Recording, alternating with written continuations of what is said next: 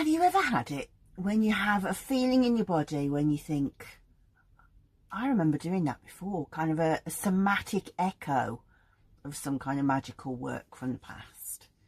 Well, this weekend I was doing an earth healing ritual and I realised that I use that in a different way to probably how other people do. And it took me on a journey into Vetiver's realm of the gnomes. So I thought I would share with you today how I used the memory of doing earth elemental work in my etheric field to be able to access it again, even though I'd never done it before. So a bit of background first. Last week I'd been trying to write and I'd written so many different sort of passages of work, all of which were really intelligent, but I couldn't turn them into a congruent piece of information. My thoughts were really scattered and fragmented, and I just couldn't really settle into it. And I knew that we had this Saturn-Neptune conjunction going on, and it was absolutely square my ascendant because I'm 0 degrees Aries. So I just thought, okay, dizzy thoughts, not much connection, can't get much structure. Actually, you know what, that's almost could be seen as a textbook thing for that. So I just thought I'm just going to keep on trying to work. But I thought I'll get some vetiver and ground myself. And I was using the essential oils. I wanted to use the sesquiterpenes to take me down into a much quieter place to be able to concentrate better. But every time I wrote, I had this piece of information coming through about vetiver and gnomes. And I was trying to write about Mary Magdalene, you know, it was really disparate to what I wanted to do. But anyway, so I tried to settle into it. And there was also something else going on, and that was that the gas board were fitting new gas pipes. So I knew that I couldn't video last week because there was always going to be these pneumatic drills. And lo and behold, the noise came and it was just like, I might as well just go out. I can't do anything. No, you've got to do some work. And this information with the gnomes just kept coming through. And then I realised, well, the realm of the gnomes is north of your house, and you've been writing about how they hate people mining and how they hate the people disturbing the earth, and that's exactly what's going on outside the house. That's clearly what's going on with your thoughts. They're trying to speak to you. So I thought, right, okay, what have I got at my disposal that can help? And I had got some vetiver roots. Should we light the vetiver roots? So I decided, right, I will, this could be bad. I decided that I would go out after the workmen had gone, and I would just smoke the outside of the house. And I could feel that my thoughts were getting clearer. I'm going to regret this, aren't I? It's going to get very smoky. We'll just put it there, be atmospheric, or we'll set the place on fire. We'll see.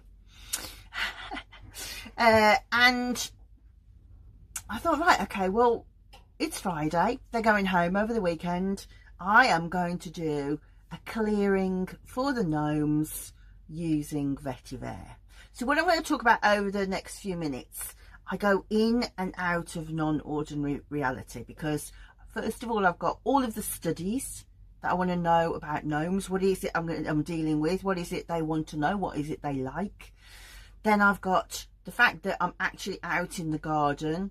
Front of the house is just road in our house. It is the bridge, it's the railway. So I need to come round the back of the house into the actual garden to see if I can find a place where I can go, hello gnomes. And then of course I've got the meditation work to do, because I do want to talk to them from this 3D reality, but this 3D reality, that's not where they're struggling. It's in the invisible realm. So I want to keep going backwards and forwards. So first of all, I used my vetiver, and I was quite smug about this choice, because vetiver in itself kind of does the same job as gnomes do. So if you don't know, gnomes are the elementals of the earth that process the soil. and they clean the soil. And it said that it's through them that the plants take up nutrients, because they know all about the soil processing, but also the minerals. And by extension, if you look at sort of Rosicrucian or alchemistic studies, they say, well, okay, if you are trying to do alchemical work, it's the gnomes that transmute lead from into gold. Lead, of course, is Saturn. That's very interesting to me. And then Saturn is foundations, and that's exactly what was being drilled. It was the foundations of my house. And they say that if you wanted to find gold, then the gnomes are the people who can take you there, because they are found in gold mines as well as in the soil. So, and if you the Abbé de Villars, he says that the inner part of the earth is absolutely bursting with gnomes. So it's like, okay, so they're not just in the roots, they're really, really far down as well. And Paracelsus thinks that they were like 2-foot little men, 2 spans. So I'm never sure if that's like an arm span or a hand span, but I've decided it's a hand span, so 2 of those big. Rudolf Steiners says, no, they're just energy, so it's hard to know. But I knew that this was the energetic field that I wanted to access, because they were clearly accessing my field, and I wanted to go and say, okay, I hear that you're in difficulties. Let's do something about that. Like I say, if what disturbs them is they don't like the fact that humans disturb their earth, and they don't like the fact that they put chemicals in it and make it nasty. And of course, you might not know, vetiver roots go right down into the earth, around about 8 feet.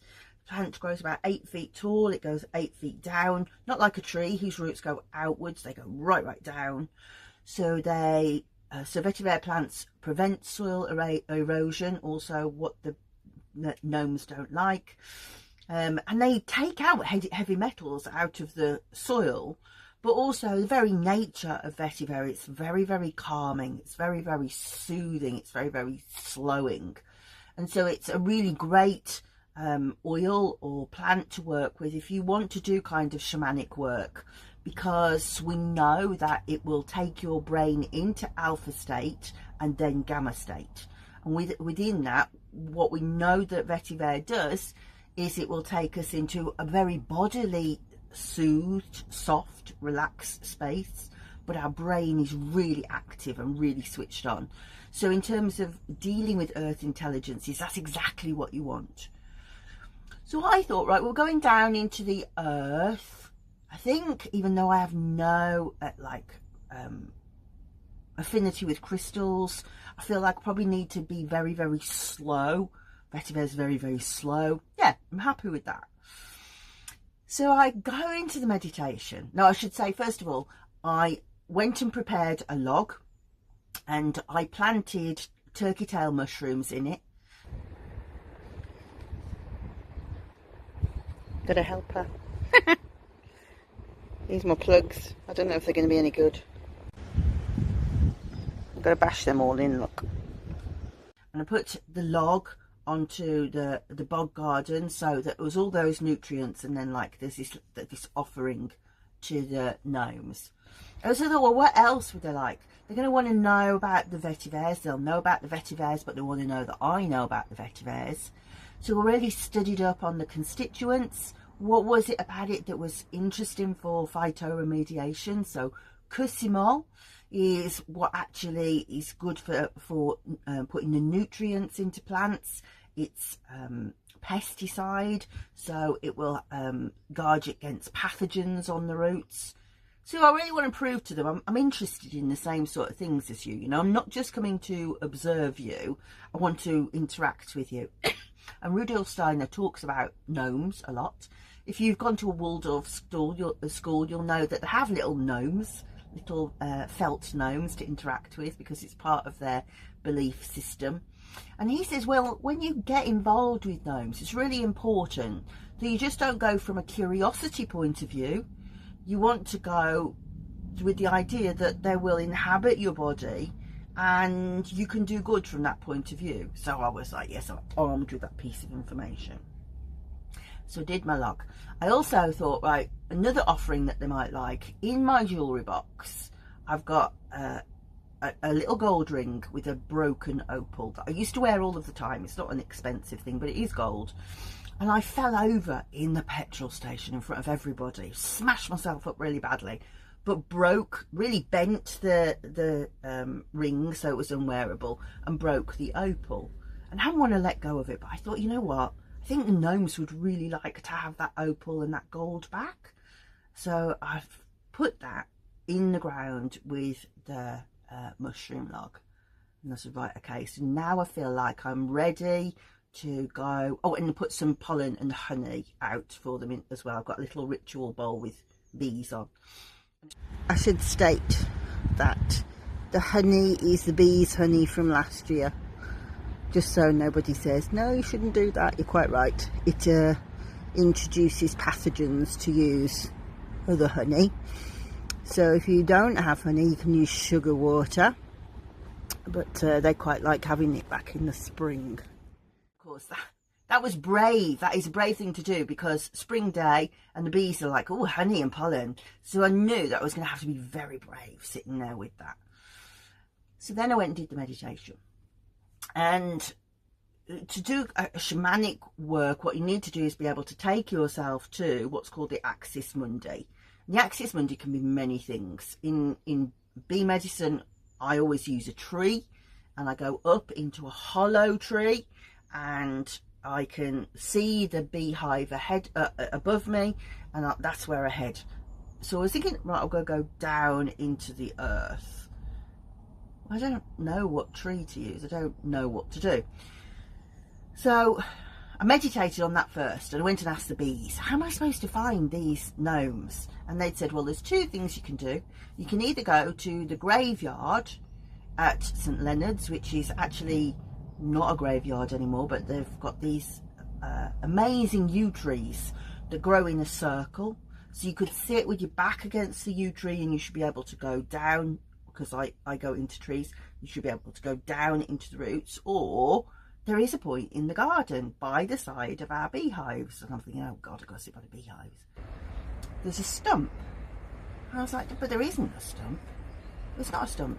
No, there is. You need to go and tend to the roses and do that patch of earth that you worked so hard on last year, and you'll find the stump. Oh, I don't want to dig up a stump. But okay, I'll go out. So I started to cut back all of the fuchsia, and lo and behold, there's a stump. But it's not one that is rooted into the ground. It's one that I put there with, I bored holes in for the solitary bees to go into.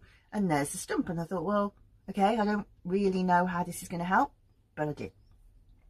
So I put my Vetiver on again, did my breathing, put my hands on the stump, and watched myself try to go smaller and smaller and smaller into the stump so that I could go beneath the stump, but I couldn't. I was really stuck. I was like, no, because my brain kept going, yeah, but I know how to go to the bees. This is different.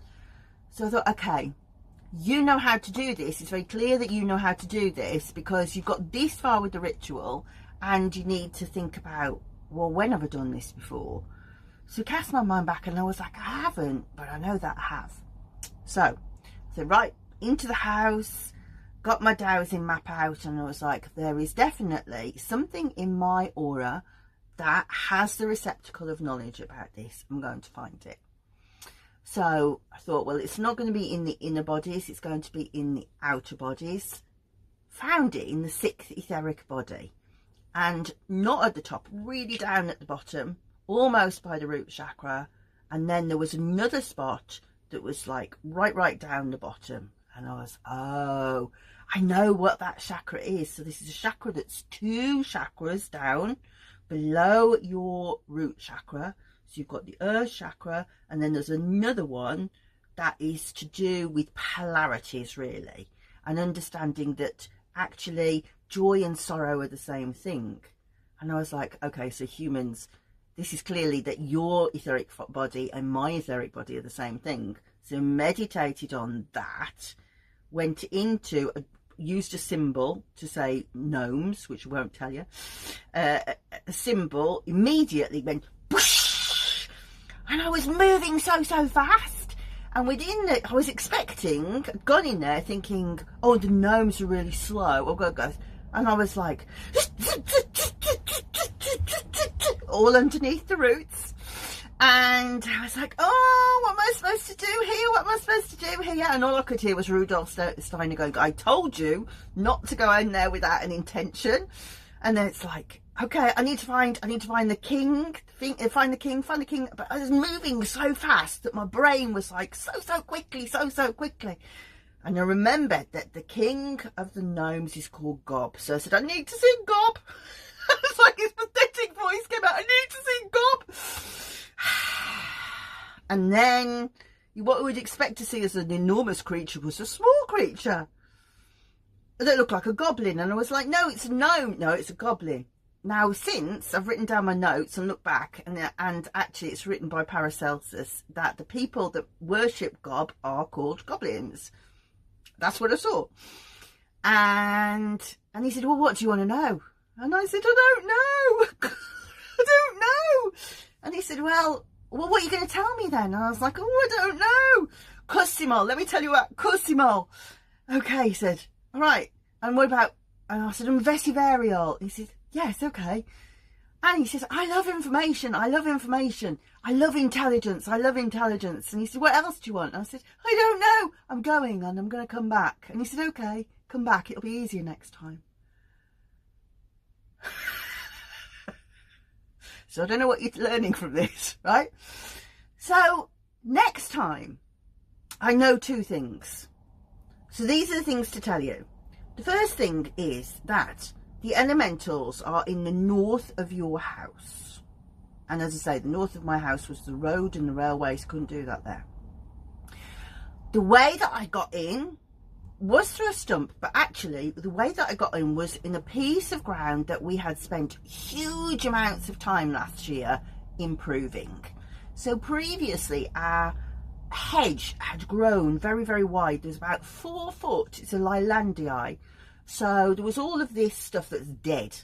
So we decided, right, the garden's about 100 foot long.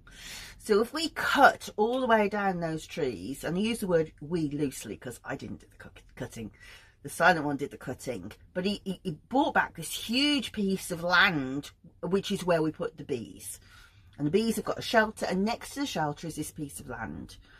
And because of the Leylandii taking huge amounts of nutrients out of the ground, it was just dusty, there was nothing there. We bought loads and loads of manure. We put lots and lots of manure into the ground, and we planted salvias to save it, and roses to say, right, we love you, we're putting that back in the ground. That's where the gnomes were in the garden. So I found that really interesting to me, that seemed to be the hub of where they decided to be. Now the gnomes had said, Gob had said to me, we love intelligence. And then when I look back at my notes, I thought that's strange to me, because I wouldn't have used the word intelligence. I wouldn't necessarily have like said that I'm intelligent, but that wasn't the nature of the word. And then I remembered, that's what gnome means. Gnome means, gnome means intelligence. And Rudolf Steiner says, well, when they're under the earth, they put the hands, not hands because they don't have hands, but they are in amongst the roots. And as the blossoms of the plants turn their heads up to the stars, they absorb all of the information from the stars, all of the cosmic information that comes down the stems into the ground, into the roots, and the gnomes go, yes! And they process all of that information into the ground without ego, we're told. He keeps going on about they have no ego. And that is partly because they have no body. They have a spirit and a soul, but they do not have a body. So, what did we learn? I don't know what we learned. I learned that definitely Vetiver got me there fast. But on its own, it wasn't enough. What I needed to be able to remember was how to do it. And I accessed that in the 6th etheric body of my aura. I dowsed it to find where it was. I knew, because I worked out what the symbol was. In fact, I'll send you on the journey. You'll find your Easter eggs if you like. If you want to do this, look up what Eliphas Levi says is the sign for the gnomes. You'll also find the prayer that I used. That's not for on this video, but that's how you can find what I did.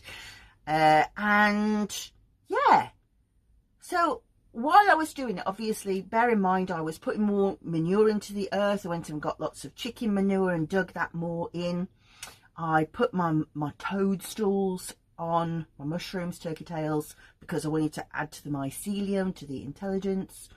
So there was this two-way interaction, but all of it was mediated by Vetiver.